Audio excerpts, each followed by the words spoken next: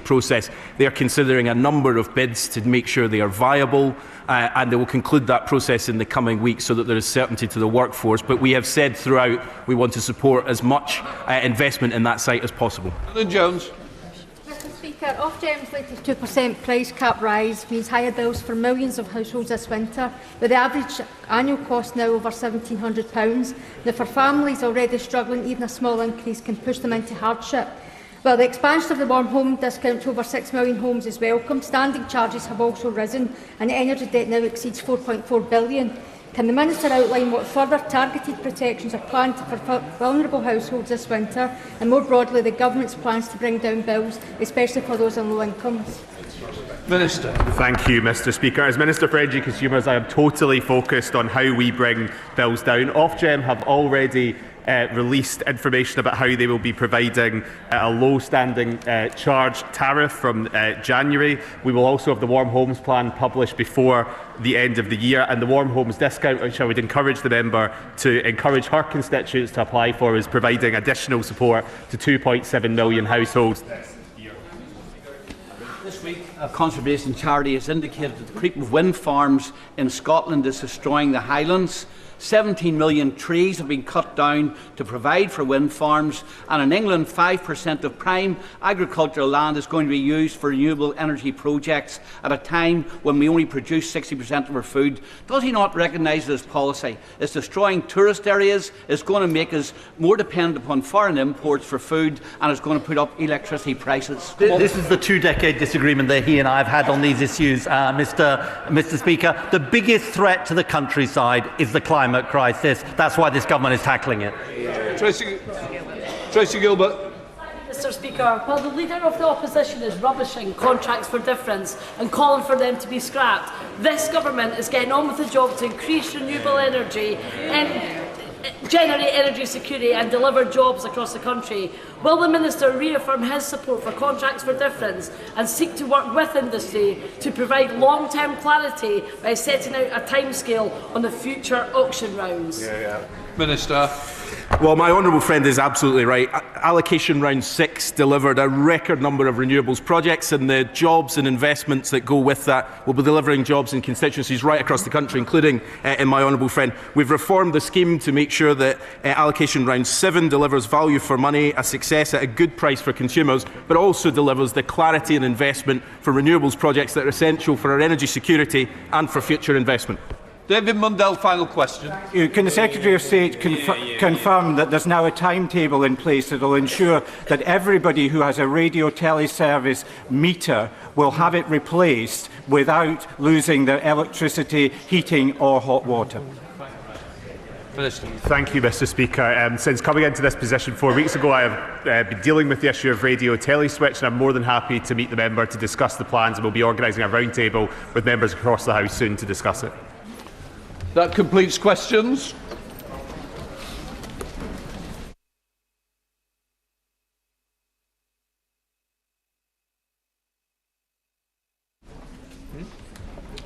I just wanted to say a few words before we start statements about our former colleague, Lord Campbell Pitwin, better known as Ming to us, who died during conference recess. Ming was universally liked and respected across the House, regardless of People's Party allegiance.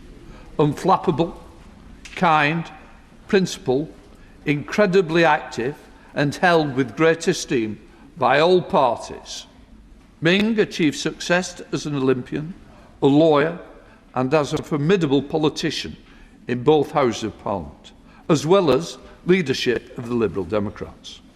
He was one of Westminster's most authoritative voices on foreign affairs, particularly in articulating his party's opposition to the invasion of Iraq in 2003. On a personal level, Ming was a loyal friend to me and my family. He served with my father on Trade and Industry Committee, where they conducted many inquiries, more notably the Iraq supergun affair. The two often vented their frustration that efforts to get ministers and officials, or even fellow members, to appear before the committee were thwarted. Despite this, They pursued the inquiry fiercely in order to get the truth. How some things have never changed. I know Ming was hit especially hard by the death of his wife, Elseth. And of course, they were married for more than 50 years. Courage, wisdom, integrity were Ming's hallmarks. We have lost a dear colleague and, for many of us, a wonderful friend. Our thoughts are with Ming, Ming's family, his friends, his allies across the political parties. I now, point of order, Ed Davey. Sir Ed Davey. Point of order. Mr. Speaker, can I first thank you for that generous tribute to our dear friend Ming. And I want to let the House into a secret about Ming Campbell. He was obsessed with sport.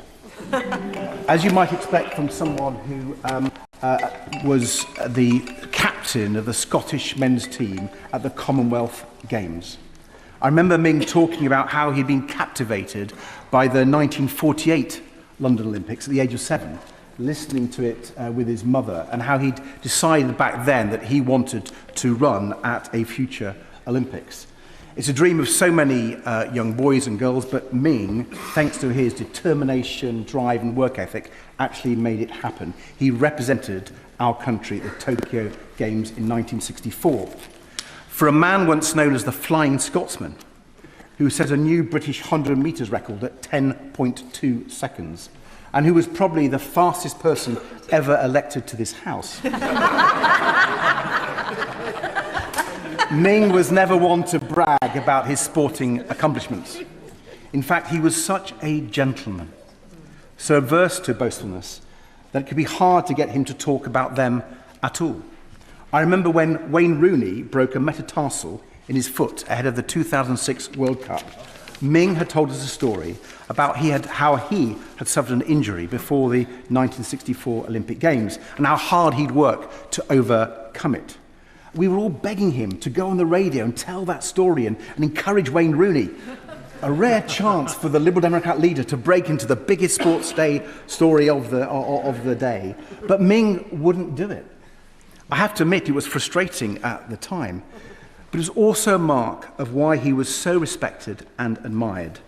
That level of modesty is rare in anyone, especially in a politician.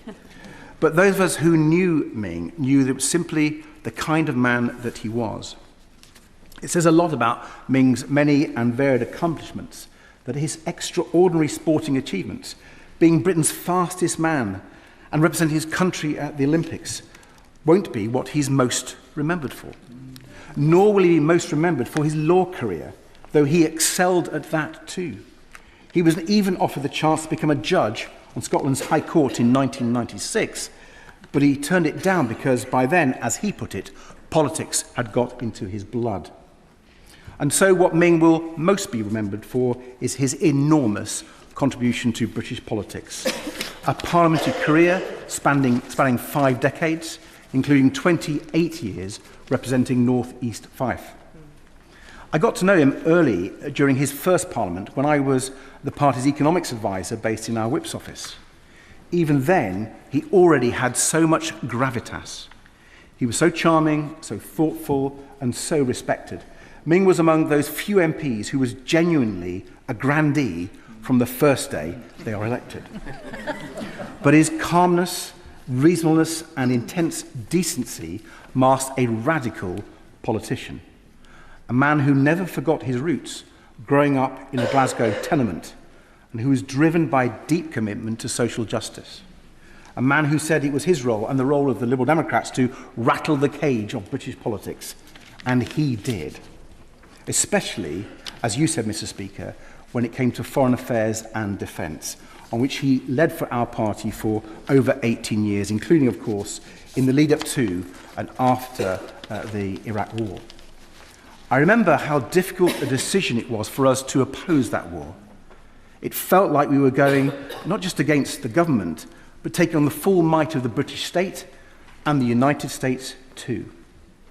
The way Ming tackled it, with his typically steady, forensic, lawyerly approach, gave us both the confidence and resolve to speak up strongly for what we believed. he made our position firmly rooted in respect for international law. At a time when the world was in turmoil, following those horrific terrorist attacks of September the 11th, Ming provided principled leadership with his trademark combination of morality, courage, and wisdom. And he continued to do so, whether as leader of our party, a respected member of the Intelligence and Security Committee and the Foreign Affairs Select Committee, and in the other place. I benefited greatly from Ming's advice and guidance over more than 30 years, and turned to him often about foreign affairs in my own time as leader. I will miss his wise counsel, as I know many of us will. But more than that, he was an incredibly warm and caring friend, a colleague with such generosity and humour. He called his late wife, Elspeth, his rock, and she was always by his side, mostly with a cigarette. And they were such good fun and such great company. It was once said of Ming that he runs the risk of giving politicians a good name. Well, he certainly did that. His passing is a moment for us to consider how we are all viewed as politicians and what changes we could make, both individually and collectively, to further the cause of good, decent, hopeful politics, something that Ming embodied entirely. Ming Campbell was a dedicated public servant, a tireless champion for Fife, St Andrews and the United Kingdom, and a true liberal giant. I know all of us in the Liberal Democrat family and across this House will miss him terribly. Point of order, Prime Minister. Thank you, Mr. Speaker. On a point of order, everyone in this House knows what an honour it is to represent our country. But for most of us, that appreciation comes from the rather sedentary position on these benches, not from the international running track, where Lord Campbell of Pittenweem first represented Great Britain at the Olympic Games in Tokyo in 1964. He remained quick on his feet, Mr. Speaker, as a barrister, before becoming an MP, where I'm told he made the most of his talents by sprinting door to door whilst canvassing. Ultimately, of course, he became a respected voice on foreign and defence affairs, becoming leader of the Liberal Democrats. This was despite many overtures from one of my predecessors, his old Glasgow University friend, John Smith, to join the Labour Party as a young man. No, Ming, as many came to know him, was determined and he knew his own mind. And he was authoritative on the subjects that he was passionate about. So it was no wonder that he had the respect and admiration of colleagues across the House, who recognised his wisdom and unfailing kindness. Over 28 years of service as a member of this Parliament. Today we remember his commitment to Scotland, in particular, of course, to Fife, championing its industries, from fishing to, in his case, flying, as well as becoming Chancellor of St Andrews University, where he spoke of his joy at meeting students and young people full of hope for the future, a future he had done so much to shape. Mr. Speaker, it was a full life, well lived, alongside Elspeth, his beloved wife of more than 50 years. We are all enriched by his sense of duty and commitment to this country. He stands in the finest traditions of this House. And so, Mr. Speaker, it is a privilege, on behalf of these benches, to pay tribute to the Flying Scotsman. May he rest in peace. Point of order, Campbell. Thank you, Mr. Speaker. And on that point of order, and on behalf of the Conservative Party, I would like to add my voice to the tributes paid today to Lord Campbell. I had the pleasure of meeting Sir Ming Campbell, as he was then, just once, backstage, before any questions. He was very courteous, very curious, and very earnest. We all know how well respected he was across this House, not least because of the efforts he made to work cross-party, especially on international matters. Mr. Speaker, he was a man with a clear sense of right and wrong, committed to doing the right thing, even when it was difficult or unpopular. So I very much hope that his legacy of careful thought, integrity and public service endures. And on behalf of myself and my party, I extend heartfelt condolences to Sir Ming's family, to his party and to all those who knew him and loved him. Point of order, John MacDonald. For those of us who were here during the debate on the Iraq War, on all sides, I want to thank Ming for the legal advice that he provided us and the way that he addressed that debate, because he did so without seeking any party advantage. He simply set out the legal principles upon which he was making the decision, and he did so with compassion and, as I said, with a recognition of the moral duty that we all had. Many of us agreed with him and voted with him. Many didn't, but everybody respected his judgment as a result. I believe he was a model MP, always speaking and voting on the basis of his conscience and the interests of his constituency and the country overall. He'll be greatly missed, but I think his lesson will remain with many of us throughout our own parliamentary careers. Point of order, Father of the House, Redwood Lee. As a Conservative, I just want to join our Liberal friends in paying tribute to such a gallant and charming gentleman. Probably his least successful period in this House was as leader of his party. Perhaps he was just too nice. Perhaps he could see both sides of the question. But what a great man and what a great foreign affairs spokesman. And I want to follow the honourable gentleman who's just spoken, because that whole episode of the Iraq War was so difficult for us in this House, and particularly those of us who broke with our party to oppose the Iraq War. And he gave us the leadership. He gave us that rigour, and he's been proved right on that. Of course, there are no prizes for being proved right, but history will prove him right. Point of order, Wendy Chamberlain. Thank you, Mr. Speaker. On a point of order, I stand here both as a friend of Ming's, but also as the current representative of his seat. I know how much he felt the privilege of being elected to this House for 28 years as the representative for North East Fife, and I also know the very high regard in which he was held in the constituency. All I've had, both myself and the MSP for the constituency, Willie Rennie, who was previously a member of this place, is very kind thoughts from constituents and stories about Ming as well, which we have taken to our hearts. He was first stood for Parliament in Greenock in 1974. Greenock's my hometown. I was quite reassured when I was first engaging with Ming that we at least had something in common. And I think it was right what the Prime Minister said, that he had the opportunity to switch to other parties, but he chose not to. And although he first stood in 1974, it took until 1987 that he was elected in North East Fife, and shows the spirit and determination that he had as an individual, but also in the work that he did to build the constituency and build the local party there.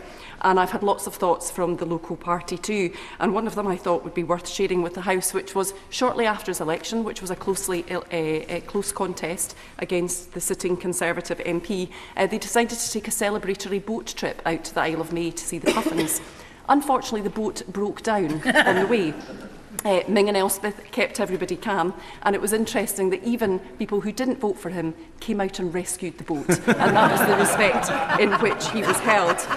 Now, in his tributes to Ming, Willie Rennie, my constituency colleague, said that Ming had had 3 careers, in politics, in law and obviously in sport. He was a parliamentarian, he was a KC, he was an Olympian, he was a companion of honour. If any of us can aspire to the great heights that Ming reached, it is worth aspiring to. And the Prime Minister also mentioned his chancellorship of the University of St Andrews, which he held for 19 years. And I know that the university are very sad at his loss and passing. And indeed, the Right Honourable Member for Kingston and Surbiton and I visited the university last week to meet with them and to discuss Ming. I'll finish with just some personal memories. He was a great support to me, but I do remember when I was running for this election in 2018, there was a constituency lunch in North East Fife, and one of the members who was supportive of my candidacy made sure that I was sat at the same table as Elspeth, because I was assured if I could get Elspeth on site, Ming would surely follow. But since I was elected, we would meet every so often, every month in the Pugin room. We would have a cup of tea, we'd have a scone, and he'd tell me all the things that I needed to be doing. And although the Secretary of State for Defence is not here, he would always ask me, right up until the last time I saw him, about lookers and about what the Strategic Defence Review meant and how important defence was for him and the constituency. There's no doubt that the loss of Elspeth was devastating, and he was never quite the same since. I think everybody would accept that when you saw him here. But really, up until those last weeks, he, although very frail, was absolutely still there, and we had many great conversations. I saw him just the week before he died, and it did feel like a goodbye conversation. I know that he will be much missed across this House, and I'm very grateful to all the tributes that have been paid to him. Thank you. Point of order, Sir Alex. Thank you, Mr Speaker, and for that point of order, may I start by saying that Ming Campbell was a good friend of mine. There's a body called the NATO Parliamentary Assembly, which hasn't been mentioned yet today, and for over 30 years Ming Campbell was a member of the Parliamentary Assembly, indeed only really pausing when he had become leader of the Liberal Democrats. And when I joined that body in 2015, it becomes apparent almost immediately of the respect that Ming Campbell was held with across the entire alliance, indeed with so many partner countries almost across the world. It didn't matter if we were meeting presidents, prime ministers or even royal families. Ming would come into the room and greet the King of Spain maybe in the same way he would greet somebody in the tea room, and that respect shone through. I remember very clearly when he was chairman of some of the several committees, and sometimes there are allies who maybe don't quite see eye to eye and got into some really heated arguments within the committee. Ming simply hit the table and said, "Enough!" And the silence fell. That was the level of respect he had, and that was the level of respect he was dealt with. He, during the coalition years, was able to be appointed as leader of the United Kingdom delegation to the Assembly. When I had the honour of taking on that role, I don't think many weeks passed where I didn't telephone Ming on his mobile phone and say, "Ming, I need some advice on this difficult situation that was happening," especially during the COVID years when we were trying to work out how we were going to make the annual assemblies and spring assemblies work online. Ming was always there with sage advice on how to lead our delegations. But doing international bodies, one thing which is true, I'm afraid, is that we spend an awful lot of time in airports, especially when flights are delayed. And Ming always had a story, and they were genuinely fascinating. And it's been mentioned about his legal career. And one particular story I like, because it showed his quick wit. He is able to move swiftly on his feet, which I understand for a QC as he was quite important. Being able to quickly adapt. And he said he'd been prosecuting a defendant who had caused a fray for drunken disorderly. And he said, he put the question, "So how much had you drunk?" And apparently this defendant said, "Oh, about only 8 or 9 pints. He said he paused and he said, "Are you meaning to tell this court that you drank a gallon of beer and you don't consider that to be very much?" He said at that point, he said, "I knew I had him." And he would tell so many stories, and not least, Mr. Speaker, he was very proud of his time in San Francisco, where he was training to be a top sprinter. He said, academically, it didn't go quite as well as it should have done. He said, "I think I just spent far too much time at the track." Mr. Speaker, he was enormously respected across the world, as I've said. He was a great friend to me. He was a great sage. His politics were clear, but his party allegiances didn't matter when it came to important roles of state and the intellectual rigour that had to be brought to some of these important issues. Mr. Speaker, I will miss him. I know a great number of people in this House will miss him. He truly was a giant of British politics. Point of order, Stephen Guthrie. Mr. Speaker, I had the distinction of succeeding Ming Campbell in this place, and whereas he probably wasn't unhappy that I'm not his current successor, he spoke so highly of his current successor, I have to say how highly I thought of him. But more importantly than that, I've heard so many nice stories today about his role globally, but I'm sure as a member for North East Fife has already reflected so beautifully. He was so highly regarded locally. And when I took over from him, it was difficult to go to any of one of the 99 communities in his constituency where there was not a story or there wasn't somebody that was helped. Also, as a colleague at the University of St Andrews, he was an outstanding Chancellor and colleague. So I wanted to pay a tribute to somebody that I may not have agreed with, But when we have that precious commitment, the precious relationship between constituency and Member of Parliament, no one better replicated that in his day-to-day work. And I wanted to pay tribute to a European, an internationalist, but more than that, an outstanding local representative.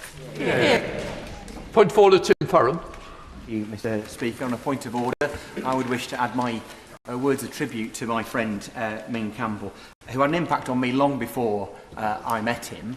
1987 was the first general election I was active in, and no offence to any Liberal MP at the time, and there's none of them here present, I'm very impressed. Ming Campbell struck me as not being like other Liberal MPs. He looked like he could actually run the country and had a gravitas.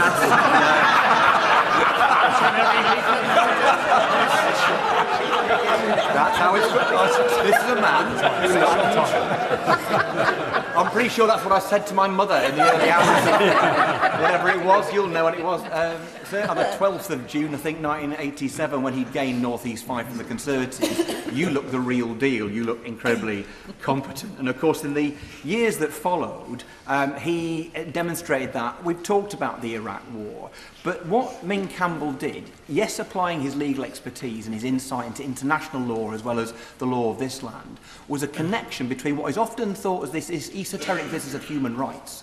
Human rights are about human duties. It's about making sure that nobody is above the law, no Prime Minister and no President. And he made that clear and indeed cross over into public consciousness in a way which was really very, very remarkable. I then realised I had a connection with him. When I met my wife in the 90s, Rosie, it turned out that her now sadly late father, Mark Cantley, opened a bowling with Ming at Glasgow Hill Head. And they hadn't spoken to each other for like 30-odd years until Ming came to do a talk at the University at Ambleside when I was shortly after I'd been selected. And the two of them continued a relationship and a friendship until Mark's passing just 2 years ago.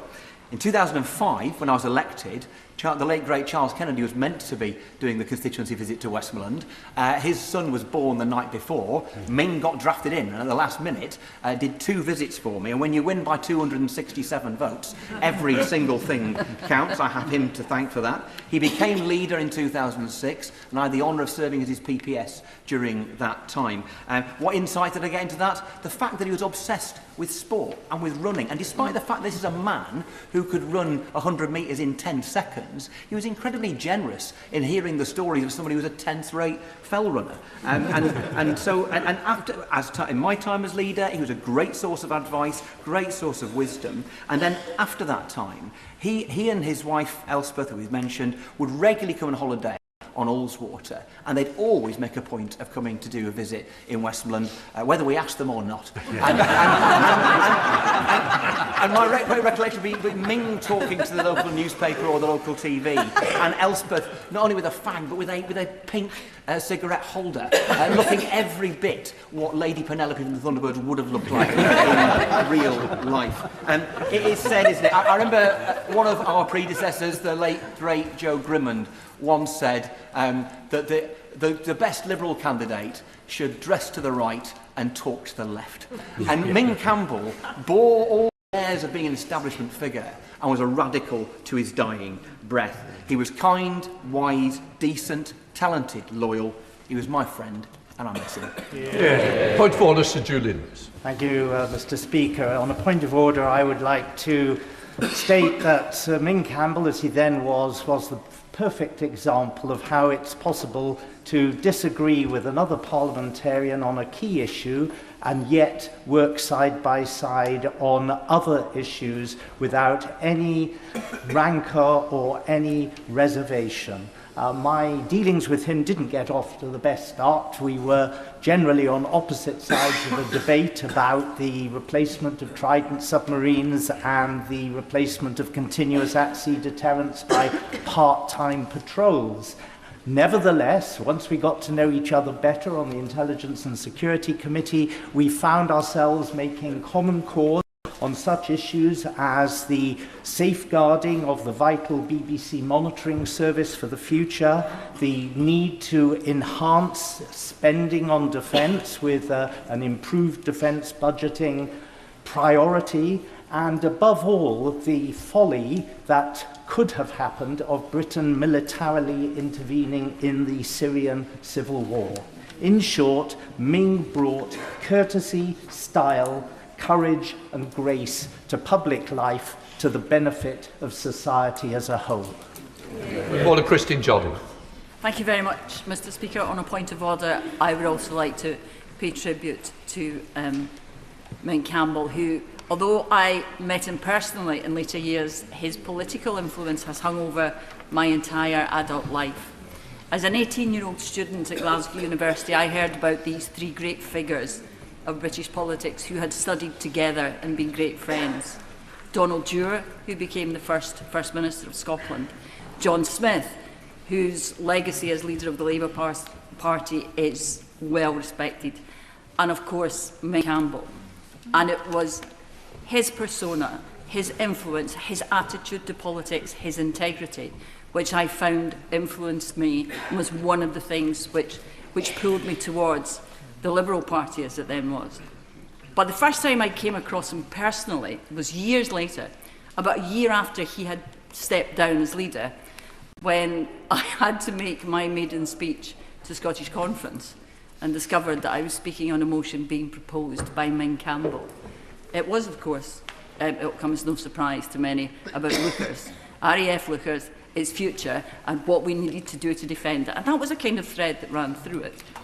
But then in 2017, when I was standing in Edinburgh West, he came and launched my campaign, helped me up onto a chair so that everybody could see me, and was just, there to be supportive. And I learned a lot about his kindness and thoughtfulness a few weeks later when my husband died. And Ming took the time to take me aside and make sure I was okay, and that I had the support I needed to get through the campaign. Most of all, though, I enjoyed my chats with him on a Monday in the departure lounge at Edinburgh Airport. He always had a tale to tell, and he always had a kind word for my Scotsman column. And my team in the office were endlessly amused by how pleased I was that Ming Campbell had even read it, never mind agreed with it. He was in many ways, with that integrity, kindness, thoughtfulness that everyone's spoken about, an example that we should all live up to and try to aspire to. There's a certain restaurant in Pimlico, which I'm sure many of my colleagues are aware of, that many of us introduced to by Ming Campbell and think of him every time we go there. And I think we will the next time as well. We may make a point of going there and raising a glass to someone who's not just an example of what we should be, but perhaps of what the world needs now more than ever amongst its politicians. Gavin Robbins. Thank you very much, Mr. Speaker. In a point of order, I think it is appropriate that I, on behalf of the Democratic Unionist Party, and indeed I trust all Northern Ireland parliamentarians, that we extend our condolences to the Liberal Democrats and extend condolences to the colleagues who knew Ming Campbell better than I did. I first came across Sir Ming when I was at school, and he became leader when I was at university. And for me, it wasn't his prowess or his intelligence, it wasn't his ability to launch an argument, it was his name that struck me. Ming. I knew of no other Mings than Ming the Merciless. And yet we got to know Ming the Merciful. And we got to know Ming the politician who stood and achieved the respect of colleagues right across this House. He was a sincere unionist, an avowed Scot, and a true parliamentarian. And I just take this moment in time to pass on our respects for his life and a tribute to his legacy. Thank you very much, Mr. Speaker. On a point of order, I'm sure that Ming will have been delighted with the tributes paid to him today by the Prime Minister, my right honourable friend for Kingston and Surbiton, and many others. And just as importantly, Elspeth will have been equally delighted, and she will have been raising a glass of champagne in celebration. Ming is remembered as a brilliant and successful athlete and an accomplished, distinguished advocate. He was a real fixture in this House, completely authoritative on foreign policy and defence matters for more than 2 decades. Less well remembered is that it took him three elections and a decade to get elected to represent Fife, which he held then for 28 years. So he was sympathetic and hugely supportive of my similarly numerous efforts to win in Wokingham. For all that patrician charm he deployed to win over judges in court, he was also a savvy street campaigner who could be underestimated by his opponents at their peril. On one of his many visits to Wokingham, he was asked by a local journalist, "Why do you visit Wokingham so often?" His reply was, "I have invested so much in this young man."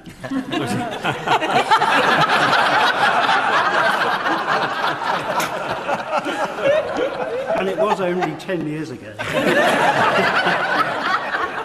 I am determined to see that he is successful. And he was delighted when that investment paid off last July. He was very generous with his time and his advice. He was a very warm and generous friend to me, to my family, and to many colleagues, and many, many friends that he made in Wokingham along the way.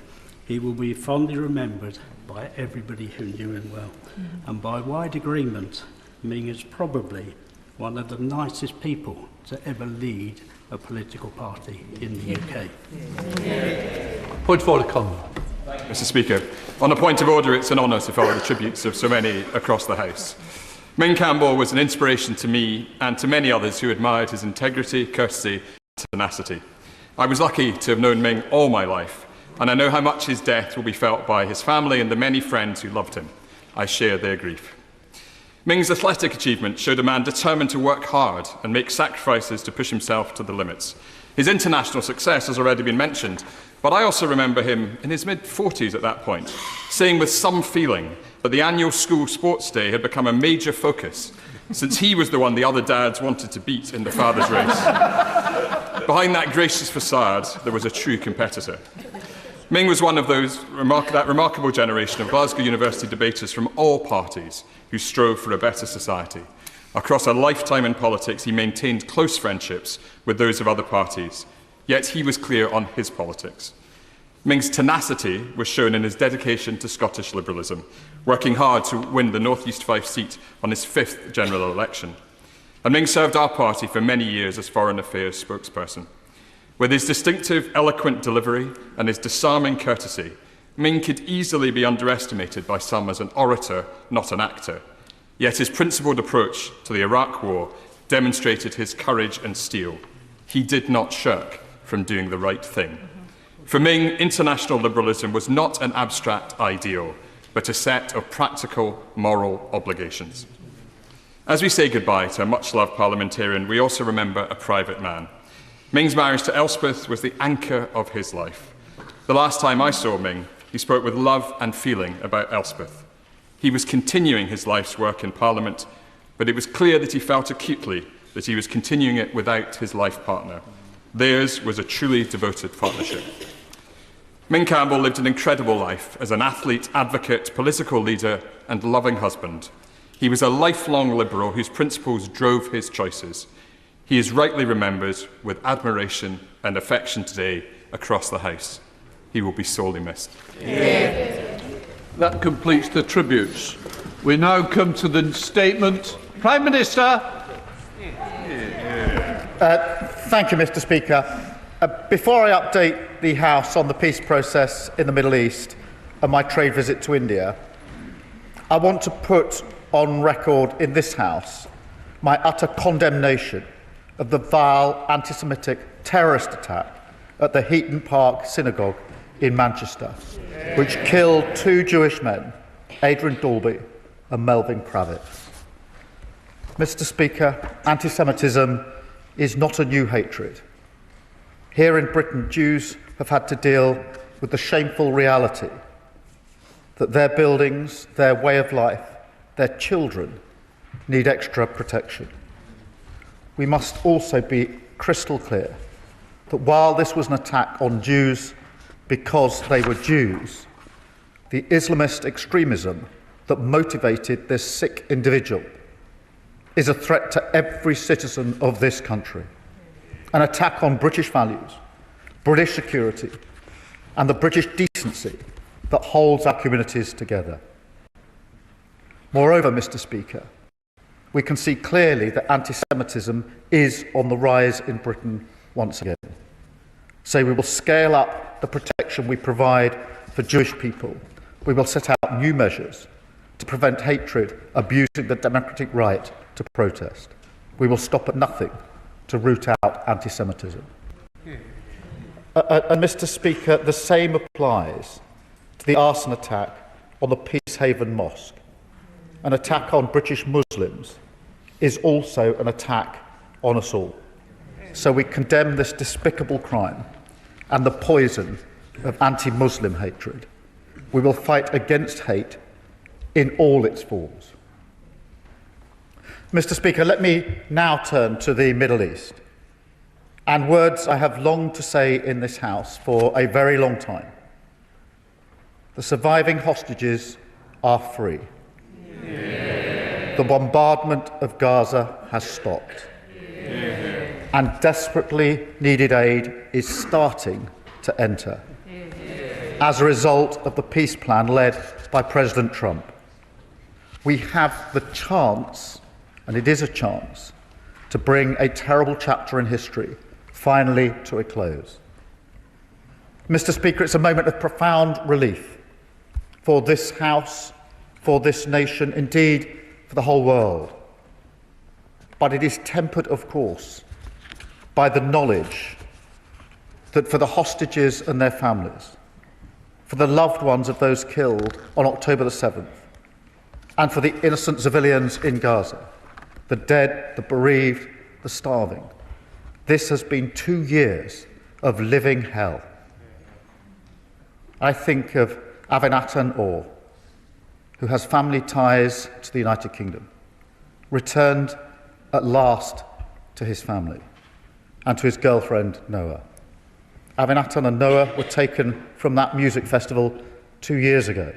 The footage of their abduction, filmed by Hamas, evil, committed to camera.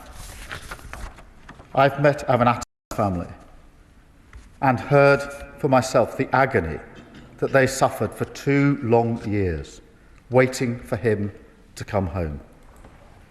His frail condition, shocking evidence of the appalling treatment he must have endured. Mr. Speaker, we await the release of deceased hostages. Those families need the chance to grieve, and so we demand that they return to their families immediately. Mr. Speaker, my thoughts are also with the people of Gaza, almost all of whom will have lost family members, husbands, wives, brothers, sisters, and of course, worst of all, sons and daughters. Over 20,000 children killed. I think of people like Yara Yagi, who I met a year ago, 17 years old. She was studying at college in Hertfordshire. She had lost 44 members of her family. 44. A pain that cannot be erased, even as we welcome the peace today. But, Mr. Speaker, mercifully, the killing and destruction has now stopped, and aid is beginning to enter Gaza. But, to be clear, we urgently need to see more aid and faster. All restrictions must now be lifted. The need for food, sanitation, healthcare and shelter are still acute. While the signing yesterday was historic, what matters now is implementation and getting help in as quickly as possible. The UK is providing £20 million in additional humanitarian support to get water, sanitation and hygiene products to tens of thousands of civilians across Gaza. That is in addition to the support that we're already providing. Our 2 field hospitals in Gaza have already seen 600,000 patients. And earlier this month, Mr. Speaker, we evacuated the 3rd group of sick and injured Palestinian children to the United Kingdom, and they are now being treated by by the NHS. And we will work with the UN and our partners to go further and faster to provide the aid that is so desperately needed. And, Mr. Speaker, let no one be any doubt that none of this would have been possible without President Trump. This is his peace deal, delivered, of course, with President Sisi of Egypt, the Emir of Qatar, and President Erdogan of Turkey. Alongside our partners, we have also offered the UK's full support to these efforts. Mr. Speaker, we've worked behind the scenes for months with the US, Arab and European nations to help deliver a ceasefire, get the hostages out, get aid in, and secure a better future for Israel, Gaza and the West Bank.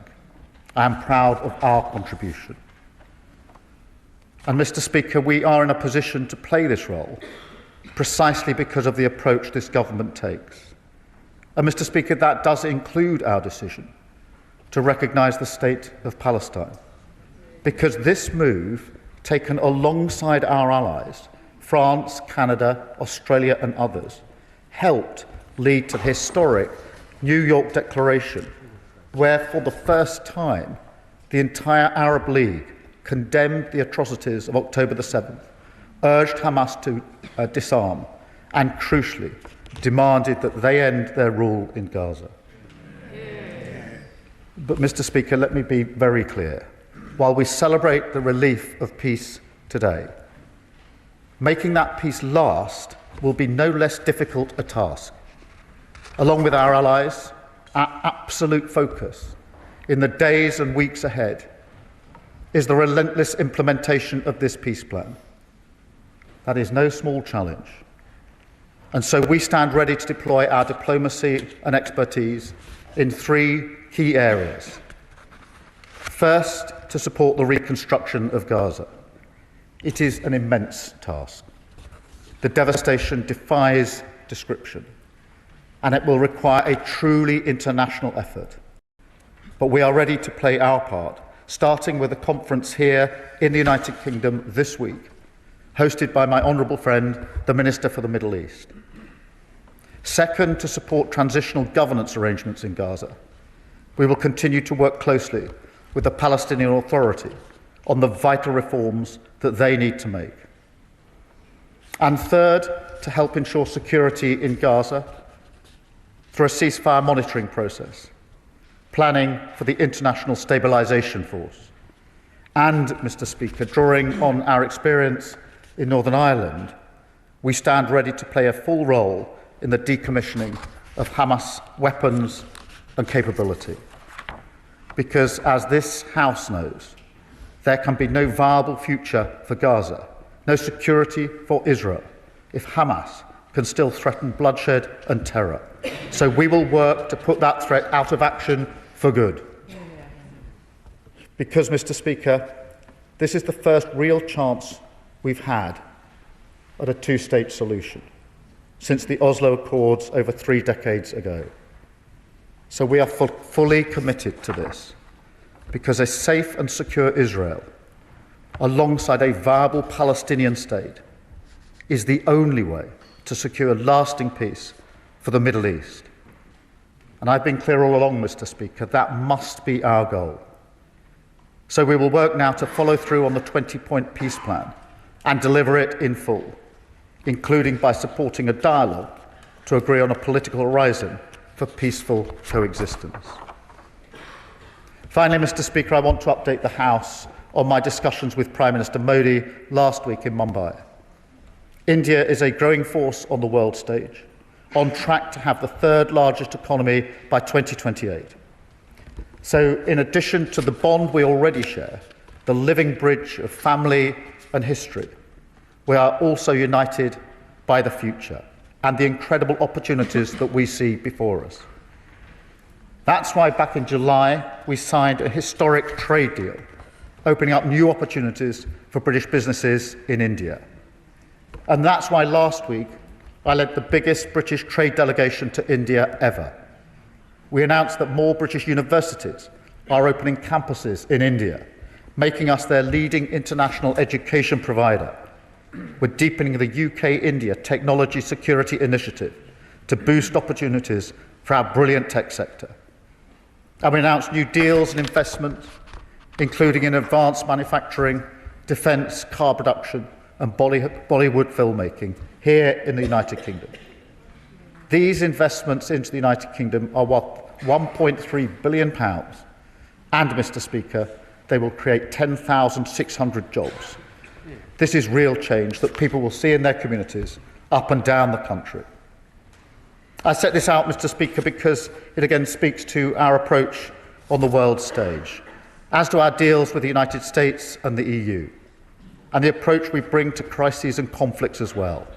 Because instead of threatening to walk away or indulging in the cheap political theatre that comes from castigating our allies that we need to deliver peace and economic stability in a dangerous, volatile world, we stay in the room, we trust in diplomacy, and we back the reputation, talent and pride of this country to change the world to the benefit of the British people. A politics of national renewal that works with our partners rather than against them, that solves problems rather than exploits them, and that believes our openness to the world is what helps us take control of our future, rather than shutting the door and hoping for the best. That is how this government delivers for Britain, Mr. Speaker, and I commend this statement to the House. Leader of the Opposition, Kemi Bedro. Thank you, Mr. Speaker, and I'm grateful to the Prime Minister for advance sight of his statement. I remember almost 2 years ago meeting 3 mothers whose children had been stolen from them on October 7th and held captive in terror tunnels. They were living a nightmare unimaginable for any parent. Many of us on these benches have met hostages, their families, heard their stories, and supported them. Yesterday, it was truly momentous to finally see the return of the 20 living hostages who are now back home in Israel after over 730 days in terrorist captivity.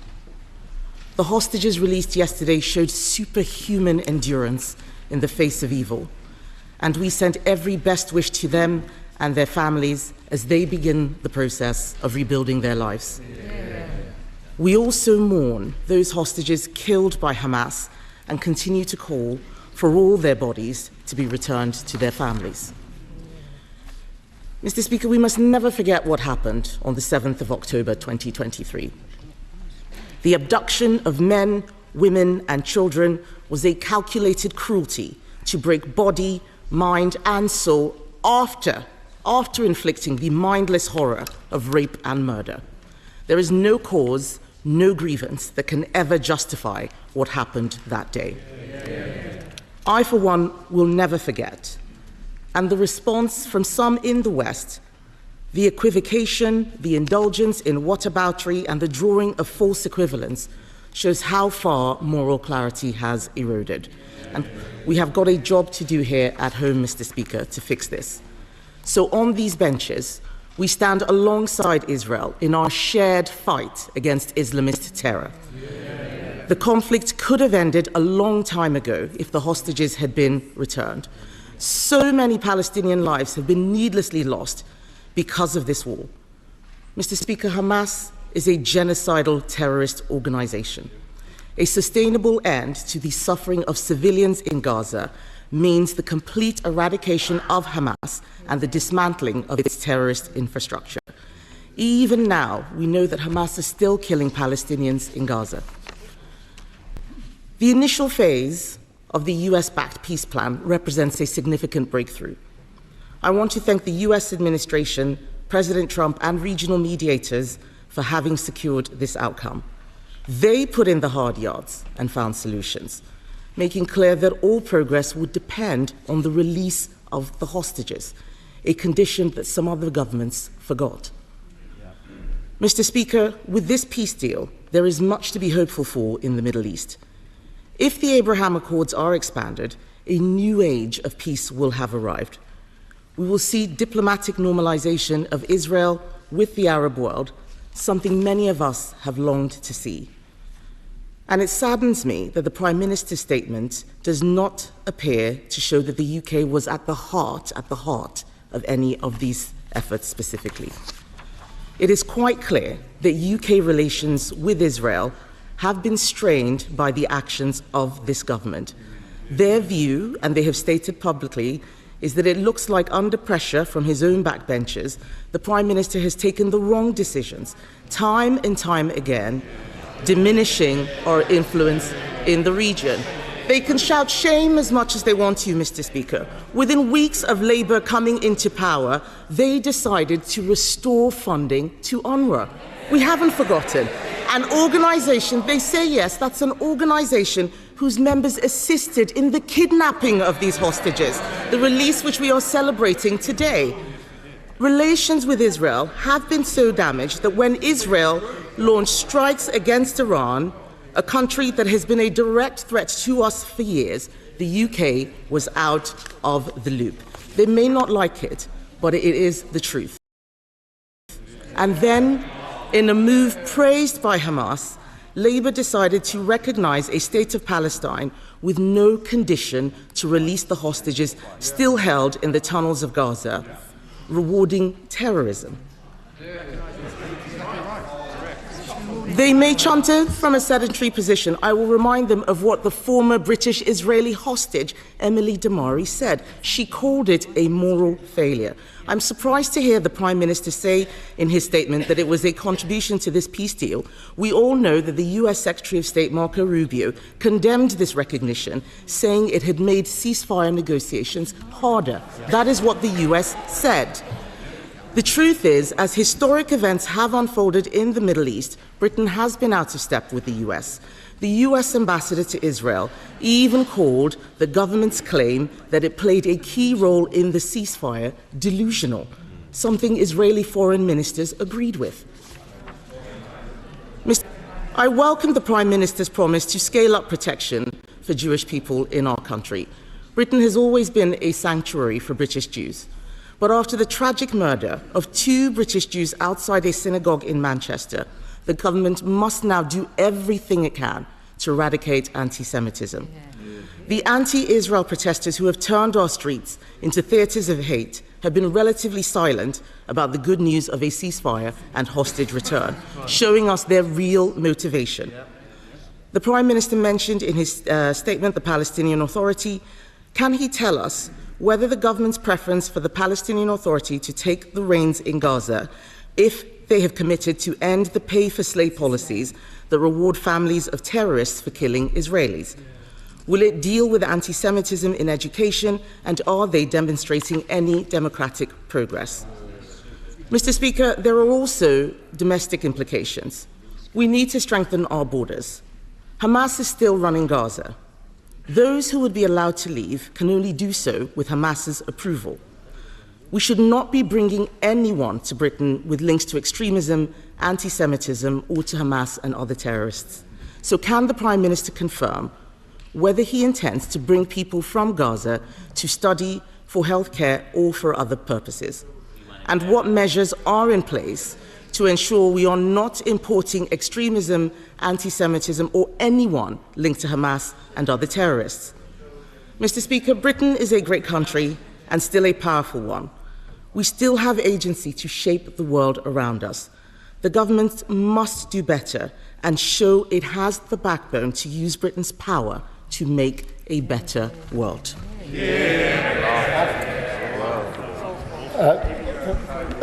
Can I thank her for the words she said about the hostages just a moment ago, and I know how heartfelt they are.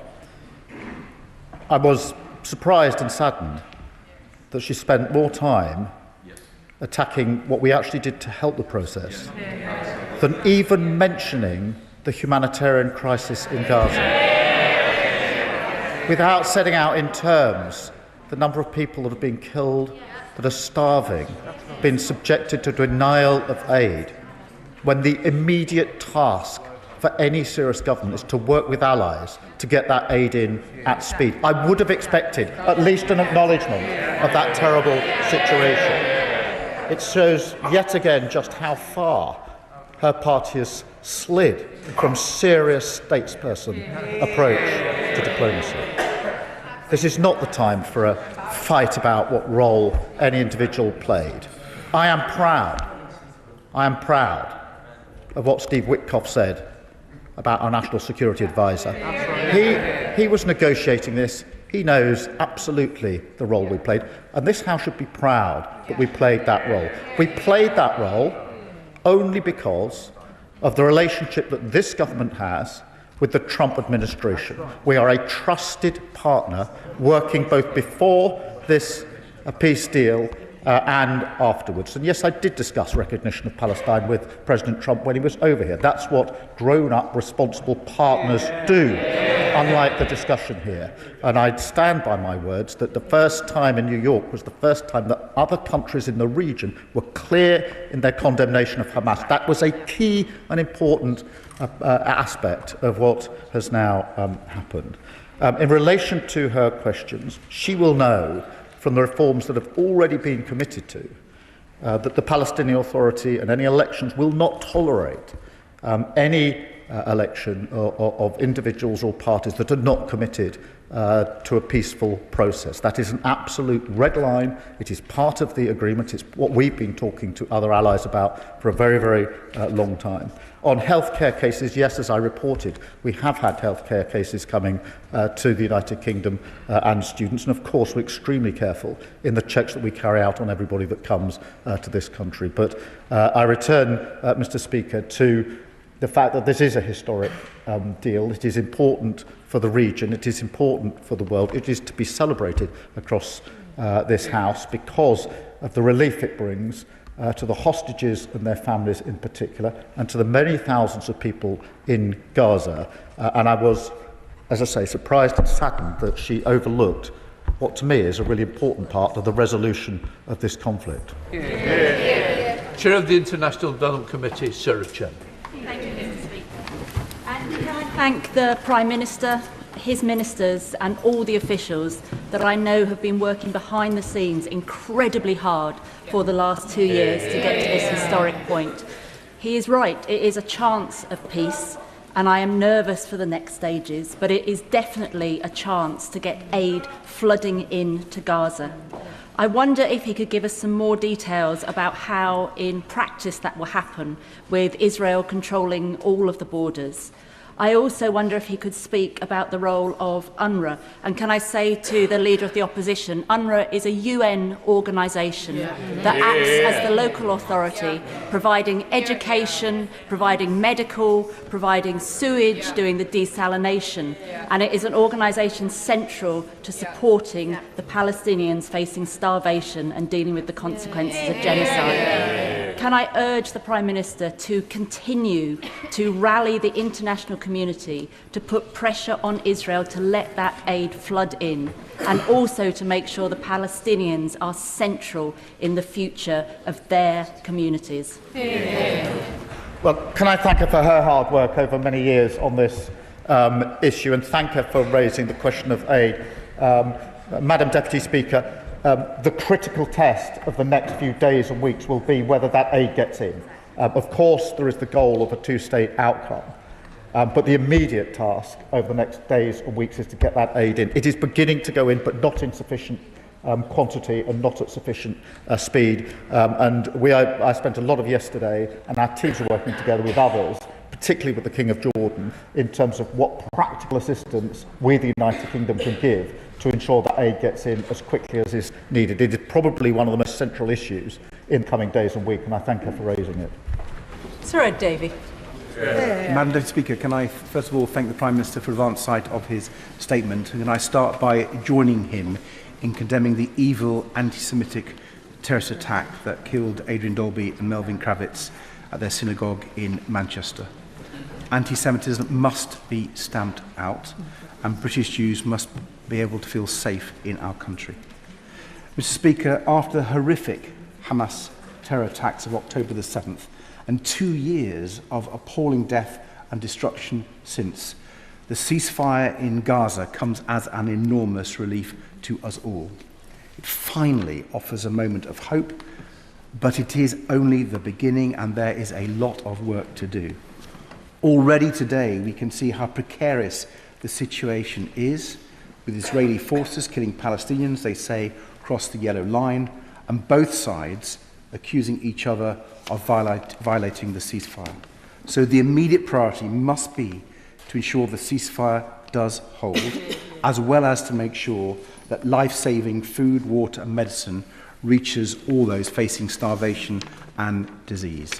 So can I ask the Prime Minister to set out in more detail what the UK is doing to get aid into Gaza as quickly as possible, and ask him to keep updating this House on those vital efforts.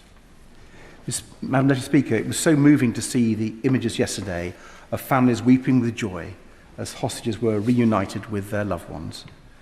But does the Prime Minister share my anger and the anger of bereaved families that Hamas has still not released the bodies of all deceased hostages? These terrorists captured innocent people, held them hostage and killed them, and even now they deny their families the chance to bury them and mourn them properly. Palestinian families are starting to return home too, but for many, their homes are now rubble, and the process of rebuilding will be long and difficult. A ceasefire is not the same as a lasting peace. Only a two-state solution can deliver that. So welcome the Prime Minister's decision to finally recognise Palestine last month. And can I ask him what work he is doing with partners to help build a viable Palestinian state that can live peacefully alongside Israel? And has he spoken to President Trump and Prime Minister Netanyahu to make clear that the expansion of illegal Israeli settlements in the West Bank must stop? Israelis and Palestinians have suffered unimaginable trauma.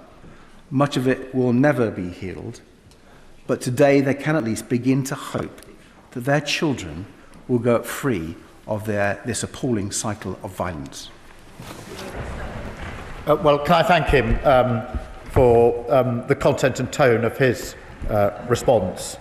In relation to his questions, we are working with others on getting aid into Gaza. Until recently, that have been mainly airdrops. Obviously, what we really need is trucks going in, and that's what we've been focusing on, in particular in the practical work that we were doing yesterday whilst we're in Egypt, and we will continue to do so, and I will take up his invitation to update the House in relation to that. I do personally think that in these early days it is probably one of the single most important things that we need to absolutely focus on, because yes, it was a historic day, but implementing this is really important, and any misstep, any step backwards would have the potential to undermine what actually happened yesterday.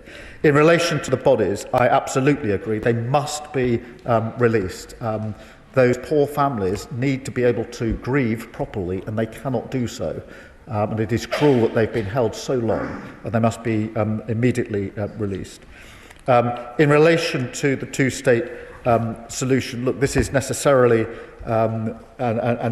and rightly the long-term objective, because I do not believe there will be lasting peace without a two-state solution, a safe and secure Israel, which we do not have, or a viable Palestinian state, which we do not have. And so that must be the end goal, and we're working with others to ensure that that remains the goal. Along the way, there has to be the work on the governance, the security and the reconstruction in Gaza. And I have to say, once the media are fully into Gaza, I think we will be having quite some debate in this House when the full horror of what has happened there and devastation is finally seen.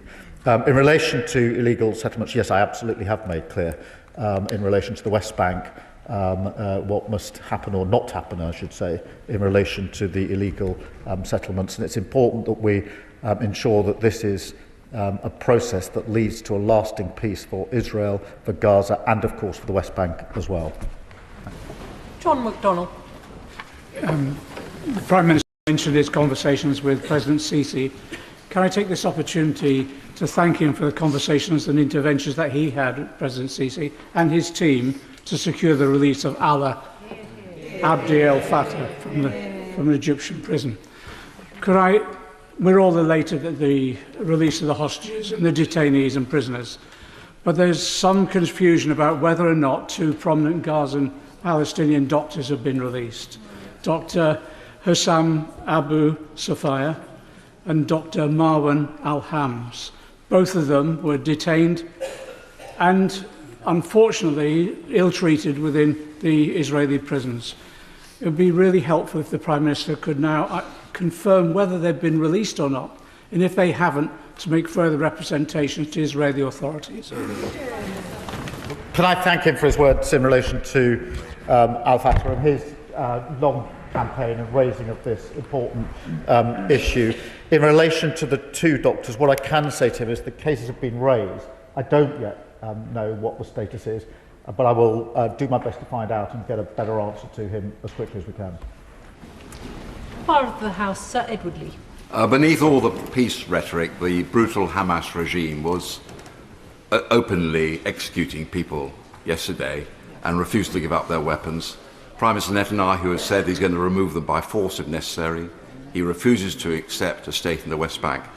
I mean, it may be naive, but cannot both sides of the House unite in saying that we are absolutely, completely committed to creating a Palestinian state in the West Bank? This is their God-given right, and it's the only way we're going to end this cycle of despair and violence.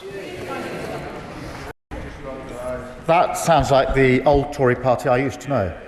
And I'm really pleased to hear it, because it is only, in a sense, by uniting across this House in the face of a conflict that's gone on for far too long and being clear-eyed about the only way there can be peace that is lasting, that we will be able to play a full part as our country in bringing that about. And I welcome the old tone and the old content that I just heard. Melanie Ward. Thank you, Madam Deputy Speaker. The emotional scenes in recent days in Palestine and Israel are proof that only politics and never violence can bring security to the people of the region.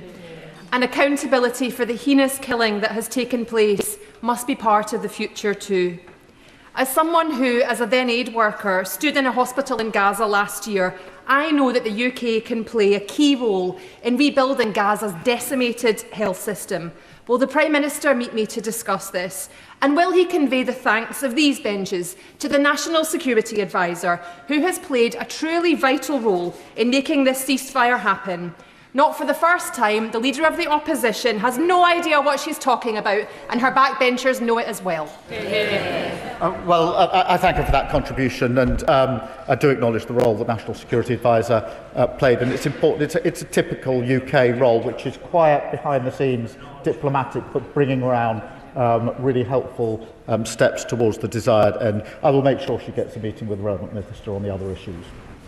Sir Andrew Mitchell. Thank you, Madam Deputy Speaker. Was not yesterday an historic and much longed-for day for which this government and the last one have worked tirelessly since the dreadful events of October the 7th? Does the Prime Minister agree that just as real progress at Oslo was made on the back of the Intifada, so now we must use the exceptional connections and deep historical knowledge that Britain has throughout the region to help secure a definitive resolution for the Middle East to problems that have disfigured the world and poisoned the well of international progress and opinion for so many generations? Well, can I first acknowledge the role that he played in office just before the election and what he brought personally to the table in relation to this, and the cross-party way in which he worked to ensure that the House as a whole could bring to bear pressure to bring about change. He's right about the goal that we need to achieve and the way that we want to achieve it, and so I wholeheartedly agree with him. Thank you. Clive Efford. Thank you, Madam Deputy Speaker. Can I start by saying to the Leader of the Opposition, not every statement in this House is an opportunity for political knockabout. And this is one of those occasions that required a statesperson. Can I ask my right honourable friend, that there are reports that there are militia groups seeking to gain control of certain areas within Gaza. What can be done to make sure that it's the people of Palestine that determine their future and not the biggest gangs? And what can we do about this situation? I thank him for raising this issue, and there are concerning reports of what gangs are getting up to, and the immediate next steps need to be, on the one hand, aid into Gaza, but also the question of better security arrangements into Gaza. I think that has to come in two stages. The stabilisation force will take some time, but it needs immediate steps to stabilise the situation now. Stephen Flynn. Mr. Speaker, may I begin by expressing relief at the release of the hostages, but anger that so many have not lived to see this day. Relief that Palestinians are not sheltering from the skies today, but anger that so many have not doing so without friends and family by their sides and with homes to return to. So as we all embrace that collective relief, let us not forget that access to aid is essential. Access by the world's media and investigators to document crimes against humanity is essential. A two-state solution is essential. Accountability is essential. And it is with those words in mind that I say to the Prime Minister what I said to his predecessor 2 years ago. History will judge us by our response and by our actions. Up till now, on too many occasions, we have failed. Let us not do so anymore. Well, can I agree with him that aid is the immediate issue? I agree the media absolutely needs to be allowed in to document what has to be seen, and on a two-state solution, of course, there has to be accountability. Paul Wall. Thank you, Madam Deputy Speaker. Can I thank the Prime Minister for his statement, and can I warmly welcome the ceasefire, both for the beginning of the end of the suffering of the children of Gaza and also for the release of the hostages, one of whom is Nimrod Cohen, whose brother I met in Jerusalem early this year and whose family are eternally grateful for everything that this country and the United States have done to secure their release. Sure. But can I also thank the Prime Minister for his emphasis today on the need to flood Gaza with aid, something we've not seen at all adequately until now. And does he agree with the UN's Tom Fletcher that more governments need to urgently fund the UN's flash appeal for the occupied Palestinian territories? Well, I thank him for his question, and I agree that flooding aid is the essential next step, and I took the opportunity to have a discussion with Tom Fletcher yesterday about what more we could do in that regard. Kit Malthouse. Madam Deputy Speaker, setting aside the fact that we find ourselves in a situation where conditions have been placed upon the cessation of the annihilation of an entire people, or the strange delineation between hostages on one side and prisoners held in administrative detention on the other, we should, of course, all, as the Prime Minister said, express profound relief at the end of the killing, not least of one child every 45 minutes for 2 years. Isn't the lesson, though, of the last 2 years that when the UK finally moves on from empty rhetoric to take concrete action, that there is movement in the parties to a conflict like this, and that therefore we should be thinking about what more concrete action we can take, and in particular in 3 areas. First of all, can we please have concrete steps to deter Israeli territorial ambition in the West Bank, including a ban on settlement goods now that we've officially recognised that territory? Secondly, could we have a reassertion of UK support for international law and the institutions which support it? And in particular, if he could use his relationship with President Trump to have the sanctions on individuals at the UN and the International Criminal Court lifted. And finally, if we are to support or participate in an international stabilisation force, could we please insist that it also covers areas B and C of the occupied Palestinian territories, where the IDF, I'm afraid, too often acts as cover for incidents of Israeli terrorism? Well, I thank him for his question and taking each of the 3 parts. Certainly, on the West Bank, we have taken action, as he knows, and will continue to look what further action we can take where we can with other countries. But it's important, as we focus on Gaza, that we do not forget the situation in the West Bank, as he rightly knows. On international law, yes, of course we're committed to international law and proud to uphold it, and I'm pleased to hear him do so. It was once the proud position of his party as well, sadly no longer the case. On the stabilisation force, the terms of reference are still being drawn up. There is a United Nations Security Council resolution in terms the establishment of the force, or I hope that there will be, but the wider terms of reference not yet agreed, but I'll bear in mind what he has to say. Debbie Abrahams. Thank you, Madam Deputy Speaker, and I thank the Prime Minister for his statement. And also add my congratulations to him, the National Security Advisor, and all his minister for the months and months of work that they have done that have contributed to this, so generously acknowledged by the US envoy to the Middle East, if not the leader of the opposition. Yeah. But could I ask my right honourable friend if he agrees with me that as work towards a just peace continues apace, the principles of Gazans for Gaza, whether that's in the government's arrangements or in reconstruction, must apply? Can I acknowledge her championing and work on this issue, and agree with her that we must now all work towards a viable Palestinian state alongside a safe and secure Israel as the only way in which we will have lasting peace. Leila Moran. Deputy Speaker, I want to feel happy this week, but I find it impossible. Because with so much destruction and so much devastation and so many lives lost, you look back over the last 2 years and you ask the question, what on earth was it all for? But history teaches us that from the depths of that despair can often launch a positive future. And there is only one way to achieve the everlasting peace that President Trump so rightly talks about, and that is that two-state solution. Israelis and Palestinians living side by side in dignity and security. I would like to thank this government for recognising the state of Palestine. That was a promise made to my great-grandfather, finally made good. But that is an empty promise unless it is followed by statehood.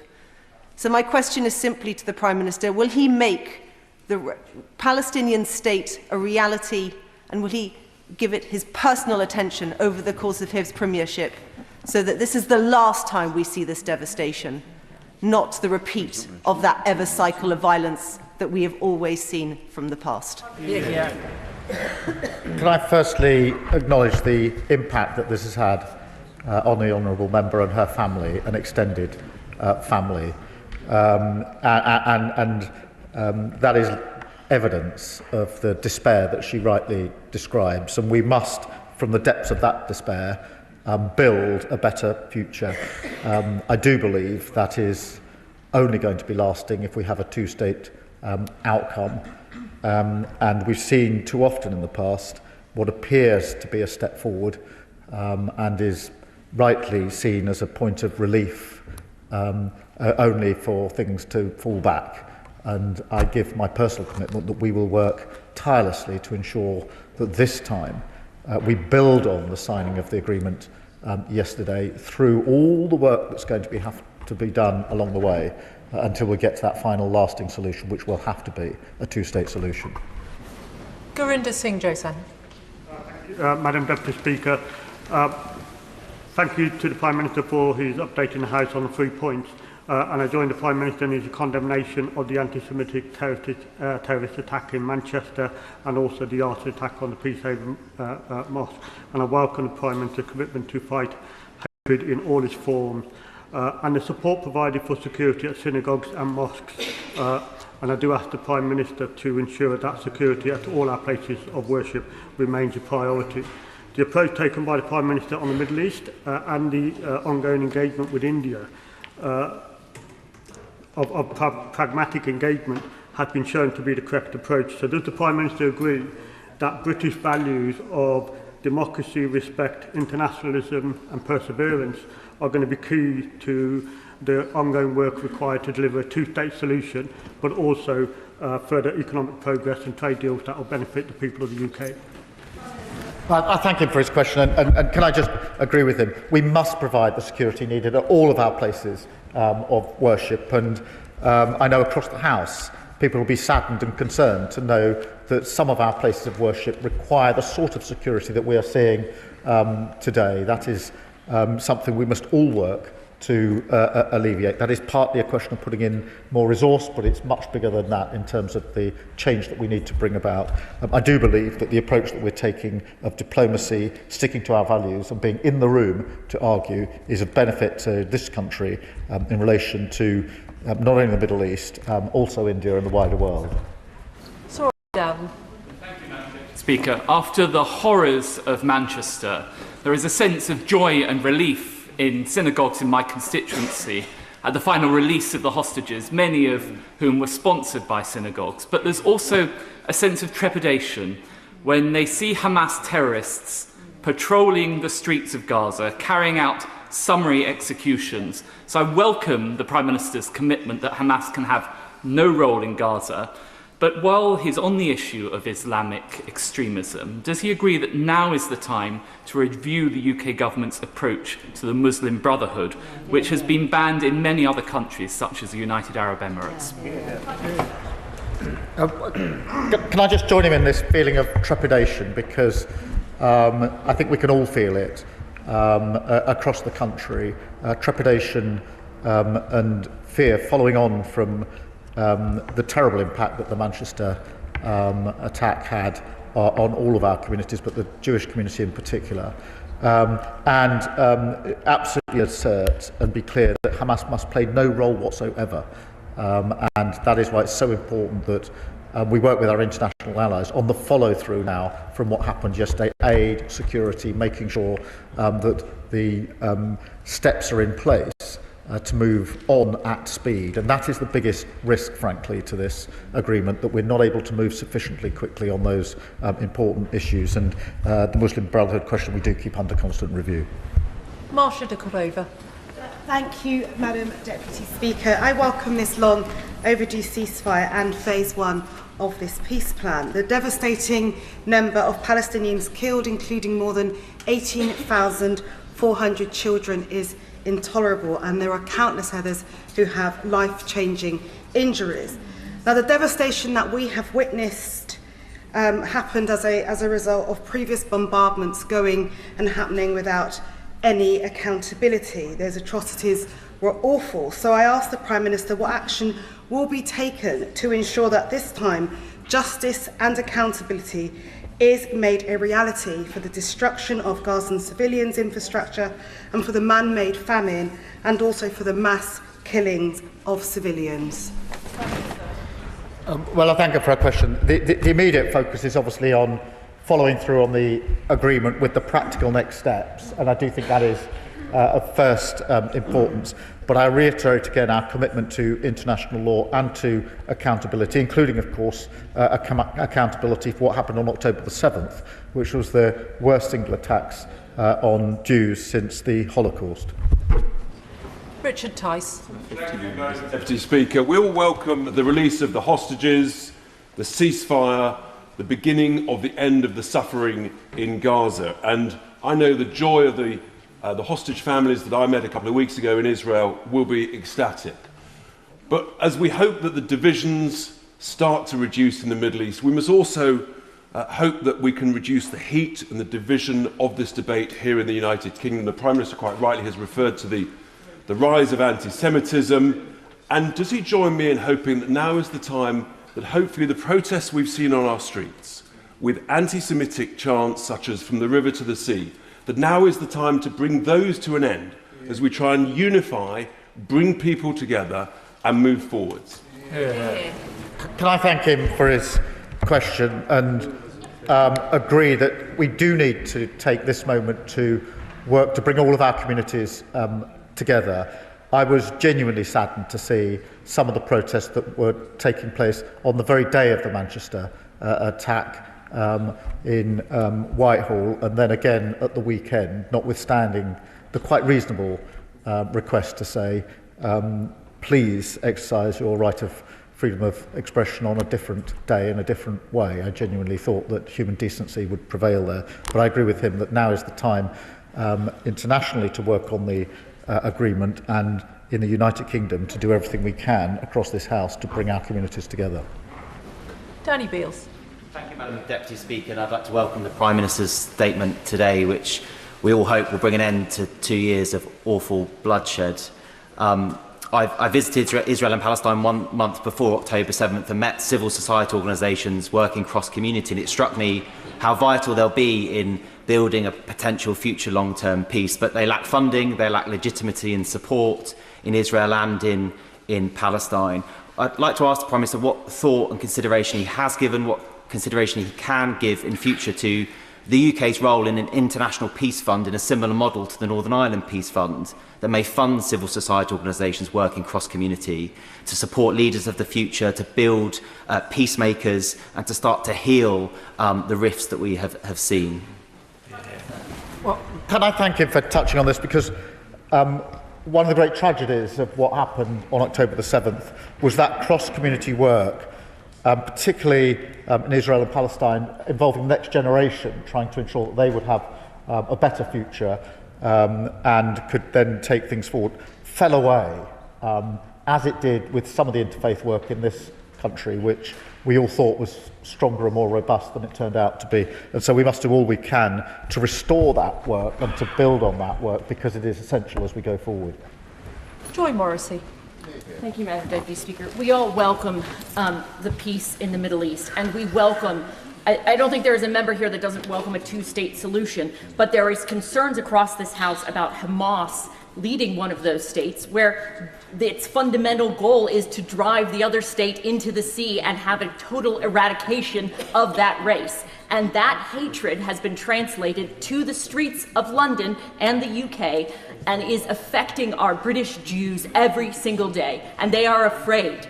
And Prime Minister, I'm asking the Prime Minister, what will the Prime Minister do to actually alleviate the level of anti-Semitism that is transferring to the streets of London and Manchester and across the UK because of a war that has happened in the Middle East?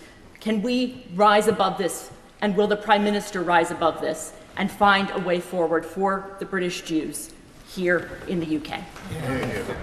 Well, can I thank her for her question, and absolutely agree with her. There can be no way that Hamas can play any role in a Palestinian state, and that is the absolute red line of all those that recognised Palestine earlier this year, and the red line of the New York Declaration. And it is a really important and fundamental red line that has to be kept to, for all the reasons that she has set out, and I think across this House everybody understands. In relation to the security and safety of Jews in this country, of course we must step up. That needs to be done in a number of ways: practical support, financial support. Sad though it is to say that we need to put even more security in around our synagogues and schools, so children can go safely to their schools in this country. But we must do it, and we've already been working on that for some considerable time in government. I took the time the day after the Manchester attack to talk to the CST and other leaders about what more we can do in that regard, and I'm more than happy to work across the House on this. I think we owe it to our Jewish community here that we're seen to be working together on these important measures, and I thank her for her support. Naz Shah. I first of all associate myself with a comment from the Prime Minister regarding the attack, Bahini's attack in Manchester and on Peacehaven Mosque. An attack on any place of worship is an attack on our democracy and our way of life. I'd also like to thank the Prime Minister and his team and his ministers in particular, and our Director for National Security, for all their efforts and for the recognition of Palestine. This is something that has been, as the member stated earlier, long overdue and historically put in a right that we should have done a long time ago. And that has no doubt contributed to where we are today. So once again, a huge thank you. But can I ask the question, whilst we have, I recognise we have over 92% of the homes in Gaza have been erased, more than 730,000 displaced, of them 520,000 children in particular. Could the Prime Minister outline in detail what more is being done to rebuild Gaza in addition to aid, in addition to our conversations? Thank you.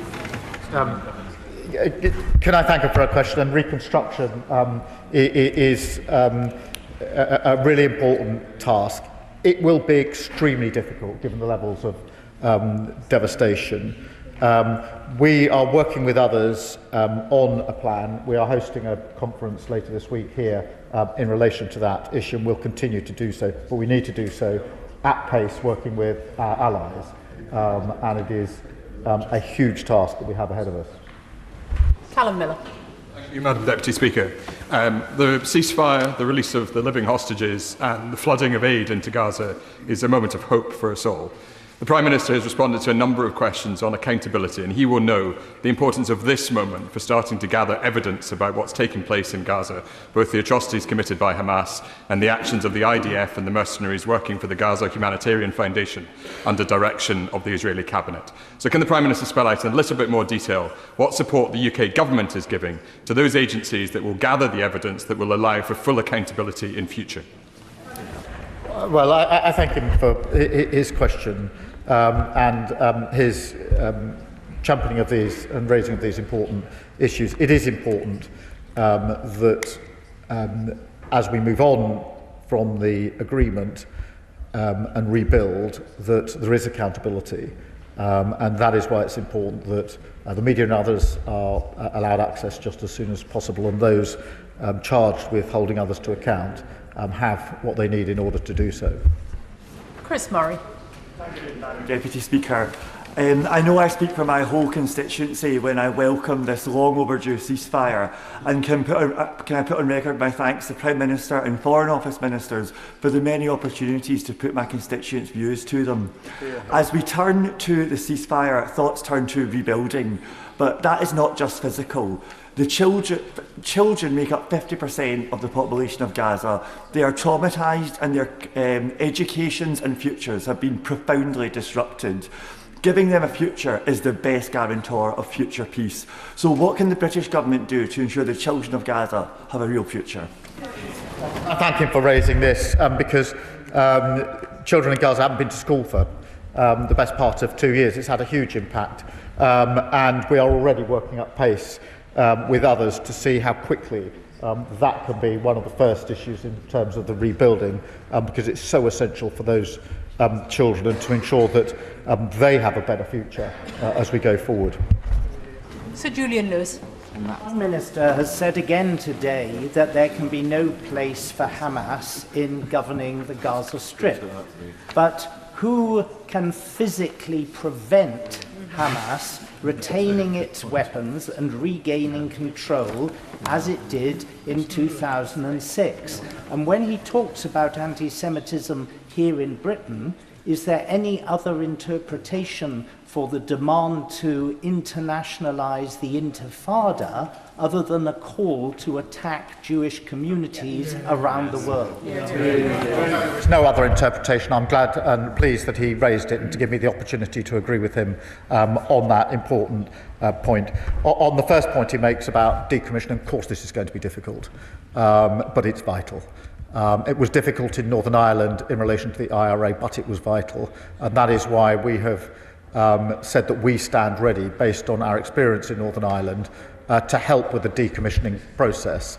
I'm not going to pretend that's easy, but it is extremely important. Stella Creasy. Thank you, Madam Deputy Speaker. I suspect one of the reasons why our optimism is cautious is that many of us are acutely aware that the damage that has been done will last a generation on all sides of this conflict, and for some the damage can never be repaired. I thought yesterday of my constituent Sharon Lifshitz, whose father, Oded, was brutally murdered by Hamas and spent his life driving ambulances across the border for Gazan children because he wanted that two-state solution. The Prime Minister spoke of the evacuations, and I'm very proud to have worked with Project Pure Hope, who were the first organisation to get children out of Gaza here to the United Kingdom for medical treatment. And now we have a scheme, but we know many more will continue to need assistance, and they will need the assistance that medical teams here in the United Kingdom can provide. So can you just update us on the commitments and how long that will be for that scheme, and how we can make that Oded's legacy in this House? I can update. We are evacuating. We've got plans to continue to do so, and I'm happy to either myself or through other ministers update the House on what we're doing and how we're doing it. Sammy Wilson. Madam Deputy Speaker, and first of all, can we welcome the release of the hostages and the prospect of long-term peace in that area of the Middle East. I know this is probably stick in the throat of many members opposite, but we must thank President Trump for the role which he played in delivering this deal. He recognised that weakness will never move terrorists, and only strength will do so, a lesson which unfortunately I think our government needs to learn, because Hamas were encouraged by the recognition of the Palestinian state which our government undertook. But that lesson needs to be applied at the next step. And the Prime Minister has rightly said that Hamas can have no role in the future of Gaza. What steps does he intend to take to ensure that, first of all, they don't have the guns which enable them to have control, that they relinquish that control, and they can never use Gaza again as a launching pad for their terrorist attacks? He will know that I have thanked President Trump a number of times, and I'm absolutely clear that but for President Trump, this peace agreement would not have been reached. I've had the opportunity to say that to him publicly and also privately, because, as you know, we get along, and that is good for our relationship with the US and our ability to influence events. On decommissioning, this is such a serious issue, because it's very hard to see how there can be lasting peace unless Hamas ridded of its weaponry and capability, and that's where I think the decommissioning work will be hugely important. It's part of the 20-point plan. It now needs to be turned into real actions, working with others, and I do think that the United Kingdom has got experience, sadly in some senses, but we do have experience of the challenges of decommissioning that we can bring to the table in relation to this. Jonathan Brash. Thank you, Madam Deputy Speaker. Can I welcome the Prime Minister's statement today and, of course, this peace deal? Can I also welcome his crystal clear statement that there can be no lasting peace and no viable Palestinian state in which Hamas is involved in any way? Similarly, there can be no lasting peace without the reconstruction that is now desperately needed. And I think the Prime Minister has said on a couple of occasions today that the public, I think, are going to be surprised when they see the extent of the devastation that's taking place right now.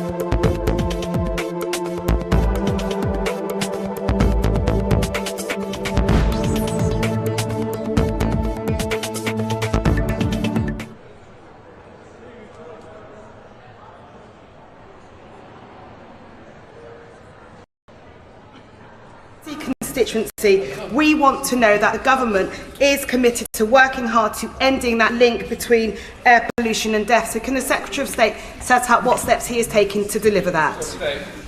Well, I think my honourable friend makes a really important point, Mr. Speaker, both about what the Mayor has done and the effects it has had on the health of Londoners, but I think a wider point here, which actually is too often overlooked, about the shift to renewables and away from fossil fuels and what it can do to help save lives and tackle air pollution. Pippa Harding, Liberal Democrat spokesperson. Pippa. Ailing. Frighteningly, the Earth has already now reached its first climate tipping point, linked to global warming. And we are seeing now warm water coral reefs irreversibly going into decline, which is threatening nature and millions of people. and their livelihoods. The climate crisis is a global emergency and needs leadership. And when Britain leads, others follow. So can the Secretary of State confirm, finally, that the Prime Minister will attend COP30 and lead from the front? Well, I'll give the answer that my honourable friend gave, which is the Prime Minister's diary is above my pay grade, but we'll be playing a very, very active part at COP30. I think the wider point the honourable lady makes about tipping points is really important, and the recent report. And anyone who looks at that report will see where the science is taking us.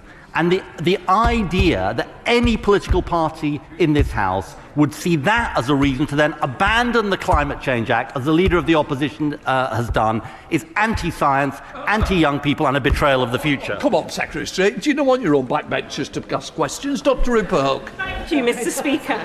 First, the VW scandal, and now Dieselgate 2. Multiple manufacturers accused of faking it with emissions up to 30 times the legal limit. Can ministers update us on the government's DFT inquiry and promise swift action when it's out? Minister.